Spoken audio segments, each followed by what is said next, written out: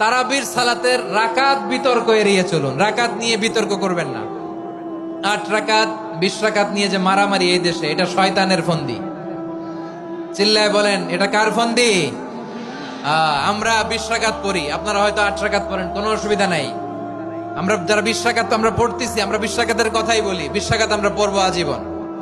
Saudi আরবে মক্কা মদিনায় 20 রাকাত পড়ে, কোনো অসুবিধা নাই। অন্যান্য মসজিদ গুলো 8 রাকাত পড়ে। এই নিয়ে এদের মধ্যে মারামারি আছে? হ্যাঁ, এই জন্য রাকাত বিতর্ক এড়িয়ে চলবেন। প্রিয় ভাইয়েরা, আপনার আমল আল্লাহর কাছে কবুল হবে সংখ্যার বিচারে না উত্তমতার বিচারে? বলেন তো, সংখ্যার বিচারে না উত্তমতার বিচারে? উত্তমতার বিচারে। কত চমৎকার ভাবে আপনি আল্লাহর সামনে দাঁড়াতে পারছেন এটা বিবেচ্য। রুকু সেজদাগুলো সুন্দরভাবে করবেন। রুকু থেকে সোজা হয়ে দাঁড়ানো ওয়াজিব। 2 সেজদার মাঝখানে সোজা হয়ে বসা ওয়াজিব। এই তা'দীলুল আরকান বাদ দিলে হানাফি মাযহাব মতে সৌ সেজদা দিতে হবে। অন্য মাযহাব মতে নামাজই হবে না, আপনার নামাজই হবে না। এই জন্য ধীর স্থির ভাবে তারাবির সালাত যেন আমরা আদায় করি। পারা যাবে তো ইনশাআল্লাহ?